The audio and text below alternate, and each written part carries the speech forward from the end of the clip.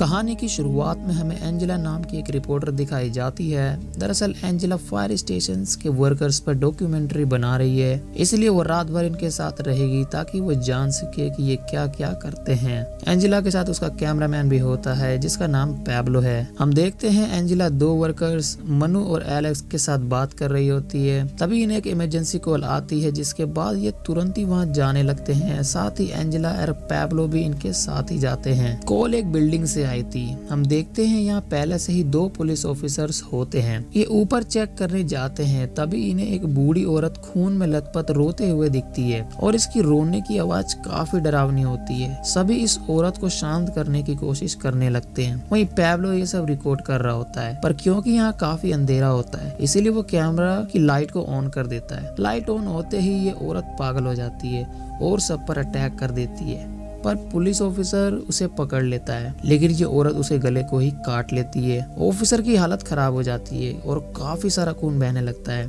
इसीलिए सभी उसे यहाँ से ले जाने लगते हैं और एलेक्स इस औरत के पास ही रुकता है। नीचे आने पर बिल्डिंग में रह रहे लोग बताते हैं कि बिल्डिंग को पुलिस ने बाहर से बंद कर दिया है और किसी को भी बाहर जाने की इजाजत नहीं है। इन्हें समझ नहीं आता कि आखिर ऐसा क्यों किया जा रहा है, लेकिन तभी एलेक्स की बॉडी ऊपर से गिरती है जिससे उसकी मौत हो जाती है और ये देख एंजेला डर जाती है। पुलिस ऑफिसर सर्गो और बाकी सब ऊपर जाते हैं, जहाँ उन्हें एक और लड़की दिखती है जिसके पीछे वही औरत पड़ी होती है और इस बार पुलिस ऑफिसर सर्गो उसे गोली मार देता है। यहाँ एक औरत भी होती है जिसकी बेटी का नाम जेनिफर है। सर्गो आर्मी ऑफिसर से बात करता है कि वो एटलीस्ट जेनिफर को तो बाहर ले ही सकते हैं क्योंकि उसकी तबीयत खराब है, लेकिन वो आर्मी ऑफिसर्स मना कर देते हैं। साथ ही वो ऑफिसर सर्गो को कुछ बताते भी हैं, जिसे सुन वो घबरा जाता है। उसे देख रही एंजेला समझ जाती है कि सर्गो को कुछ पता चला है और वो उसके पास जाके पूछती है कि आखिर उन्होंने क्या कहा। सर्गो कहता है कि दरअसल इस बिल्डिंग में एक वायरस फैल गया है, इसीलिए बिल्डिंग में से किसी को भी बाहर जाने की इजाजत नहीं है। अब इस चीज से सभी यहाँ पर डर जाते हैं, लेकिन वो पैनिक नहीं करते और शांत हो जाते हैं। और फिर हम देखते हैं कि एंजेला जेनिफर का इंटरव्यू ले रही होती है। जेनिफर उसे अपनी फैमिली के बारे में बताती है, साथ ही अपने कुत्ते के बारे में भी, जो कुछ दिनों पहले ही बीमार हो गया था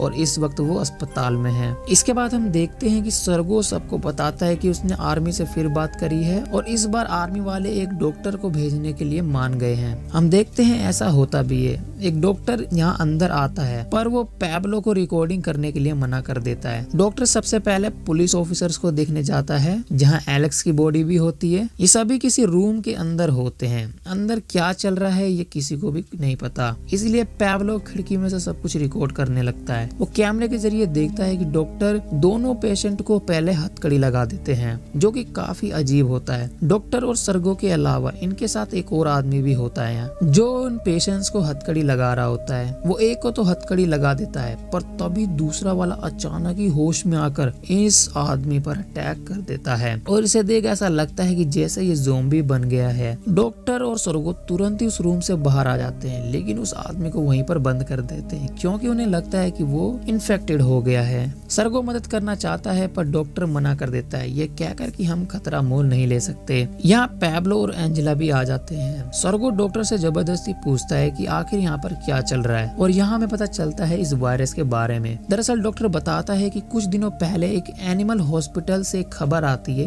कि एक कुत्ते में किसी तरह का वायरस पाया गया है और उस वायरस से उस कुत्ते के बिहेवियर में काफी चेंजेस आ गए हैं। ऐसे ही एक दिन वो कोमा में चला गया, जिसके बाद डॉक्टरों ने उसके अंदर एक ट्रैकर लगा दिया ताकि अगर ये कहीं गुम हो जाए तो हम इसे ढूंढ सके, क्योंकि इसके अंदर एक वायरस है। पर जिसका डर था वही होता है। एक दिन ये होश में आता है और बाकी जानवरों पर हमला कर देता है, क्योंकि इसका बिहेवियर काफी वायलेंट हो चुका है। ये अपने पिंजरे से आजाद भी हो जाता है और अस्पताल से भाग जाता है और भागकर सीधा इसी बिल्डिंग में आता है, क्योंकि उस ट्रैकर की हमें लोकेशन यहीं लेकर आई थी। यहाँ इस डॉक्टर की कहानी से हम समझ पाते हैं कि आखिर क्यों उस बूढ़ी औरत का भी बिहेवियर चेंज हो गया था, क्योंकि वो उस कुत्ते के जरिए जरूर इन्फेक्ट हो गई होगी और उसी की तरह हरकत करने लगी, जिसे हम नॉर्मली भाषा में ज़ोंबीज कहते हैं। खैर हम देखते हैं कि एंजेला डॉक्टर को कहती है कि क्या उस कुत्ते का नाम मैक्स तो नहीं, डॉक्टर कहता है कि हाँ, लेकिन तुम्हें कैसे पता?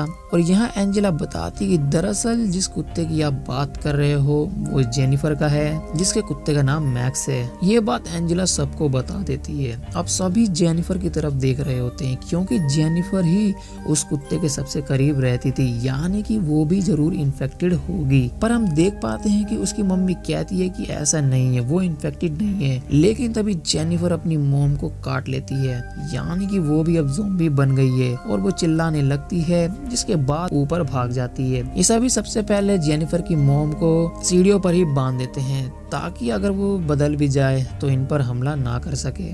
और इसके बाद ये सभी ऊपर जाते हैं जेनिफर के पीछे। सर्गो जेनिफर को ढूंढ लेता है और वो देखता है कि जेनिफर काफी शांत खड़ी होती है। सर्गो उसके पास जाता है, लेकिन उसके पास जाते ही वो फिर से वायलेंट हो जाती है और उस पर अटैक कर देती है और इस बार वो उसे काट लेती है। अब क्योंकि सर्गो भी इन्फेक्टेड है, इसीलिए वो बाकियों को यहाँ से भागने के लिए कहता है, ये कहकर कि मैं जेनिफर को देख लूंगा। एंजेला, पैब्लो और मनु भागने लगते हैं। तभी उन्हें वही डॉक्टर मिलता है जो बाहर से आया था और वो कहता है कि मैं भी इन्फेक्टेड हो गया हूँ, इसलिए तुम यहाँ से भाग जाओ। ये सभी ऐसा करते हैं और आगे इन्हें एक आदमी मिलता है जो बताता है कि हम बेसमेंट के जरिए यहाँ से निकल सकते हैं। लेकिन तभी वो डॉक्टर दिखाया जाता है जो कि अब ज़ॉम्बी बन चुका है और वो इस आदमी को काट लेता है। अब इस पूरी बिल्डिंग में सिर्फ मनु, एंजेला और पैब्लो ही बचे होते हैं क्योंकि बाकी सब या तो मारे गए या फिर इन्फेक्टेड हो गए। अब ये तुरंत ही बेसमेंट की चाबी लेने जाते हैं, लेकिन वहाँ पर कई सारी चाबियां होती हैं, इसीलिए सभी चाबियां उठा लेते हैं। पर जब ये बेसमेंट की तरफ जाते हैं तो देखते हैं उस रास्ते के बीच में जेनिफर की मॉम होती है जो कि अब ज़ॉम्बी बन चुकी है, यानी कि ये उस तरफ तो नहीं जा सकते।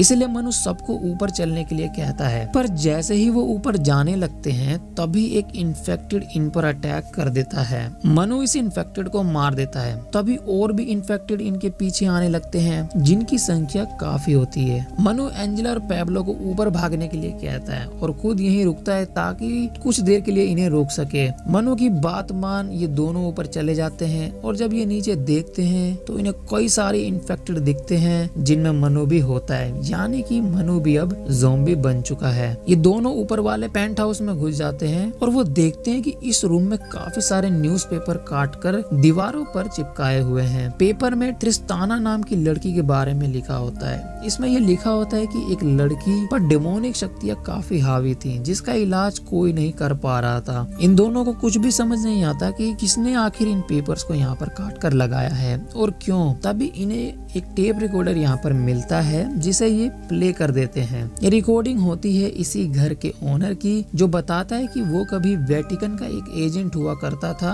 और उसे ये काम मिला था कि एक लड़की को ठीक करना है जिस पर शैतानी शक्तियां हावी है। और यहाँ हम समझ पाते हैं कि ये लड़की कोई और नहीं बल्कि त्रिस्ताना ही थी। वो कहता है कि मैंने त्रिस्ताना को किडनैप करके यहाँ ले आया और उसका इलाज करने लगा, लेकिन मुझे कभी भी कामयाबी नहीं मिली, बल्कि उसकी हालत और खराब हो गई। और कुछ टेस्ट के बाद मुझे ये पता चला कि दरअसल उसके अंदर एक वायरस है, और ये जानने के बाद मैंने उसे इसी रूम में बंद करके भाग गया। अब ये सुनते ही ये दोनों सुन पड़ जाते हैं क्योंकि त्रिस्ताना इसी रूम में कहीं पर है। तभी अचानक यहाँ की लाइट चली जाती है। पैब्लो कैमरे का नाइट विजन ऑन करता है और वो देखता है कि यहाँ त्रिस्ताना आ चुकी है। ये दोनों जितना हो सके शांत रहने की कोशिश करते हैं, पर पैब्लो से शोर हो जाता है और हम देखते हैं उसके बाद त्रिस्ताना उसे मार देती है। अब अकेली बची एंजेला पैब्लो का कैमरा लेकर यहाँ से भागने की कोशिश करती है, लेकिन भागते भागते वो गिर जाती है जिससे शोर हो जाता है। हम देखते हैं कि इसके बाद एंजेला डरी डरी शांत रहने की कोशिश करती है, लेकिन कैमरे के जरिए हम देख पाते हैं त्रिस्ताना उसे वहाँ से खींच ले जाती है और एंजेला की चीखों के साथ ही ये फिल्म यहाँ पर खत्म होती है। पहला सवाल तो यही आपके दिमाग में आ रहा होगा कि वायरस उस कुत्ते में कैसे आया। तो देखो, इसका कोई एक्सप्लेनेशन इस मूवी में तो दिया नहीं गया है। तो ये